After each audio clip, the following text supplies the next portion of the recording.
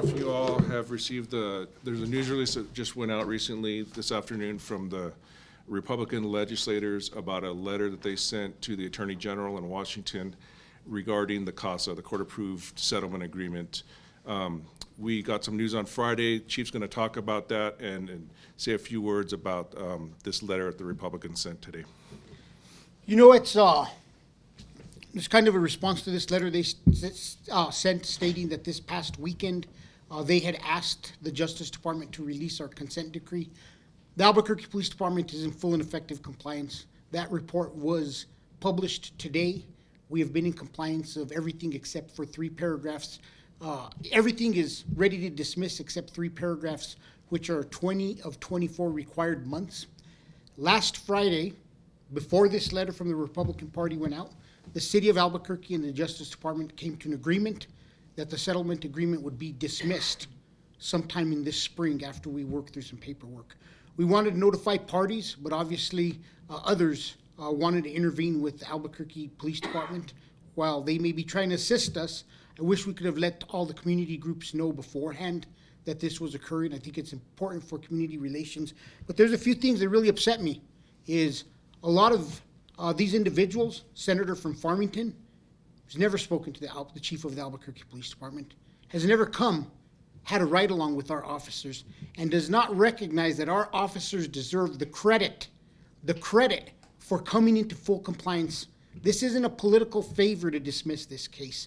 Our officers worked their behinds off to become a compliant model for the rest of this country, and it's not because of political favor that this is going to be dismissed.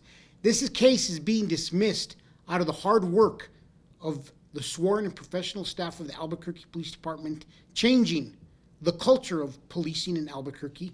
And the first thing I can promise you is reading the letter. It says we may be able to go back to old ways. The last thing we're going to do is go back to how we policed in 2014. That's why the DOJ is here.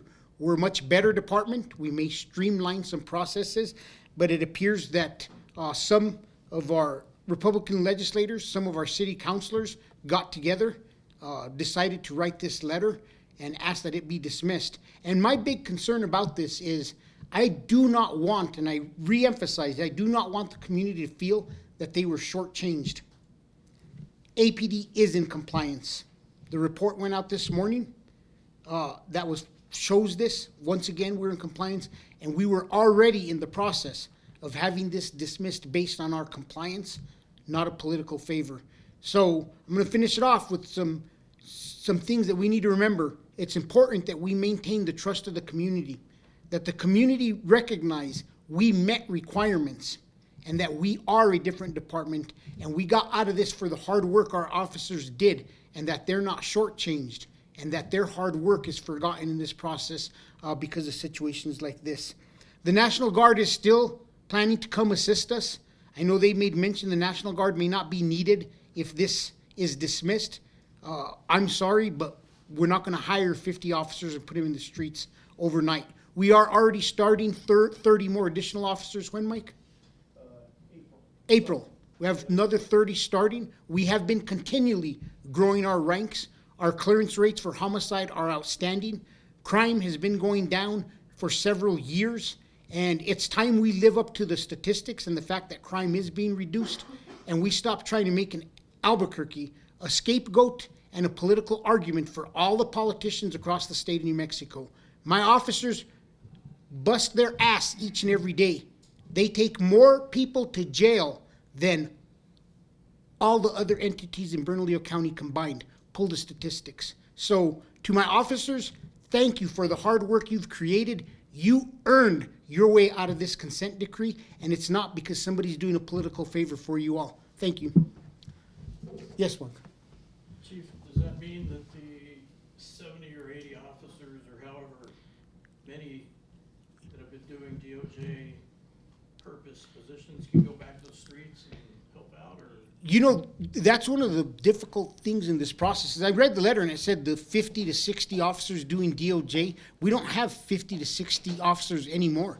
Myself, Mayor Keller, 4 years ago when I became chief, I made a priority in reducing the number of sworn officers doing both use of force investigations and internal investigations. We have civilians that are conducting some of those investigations.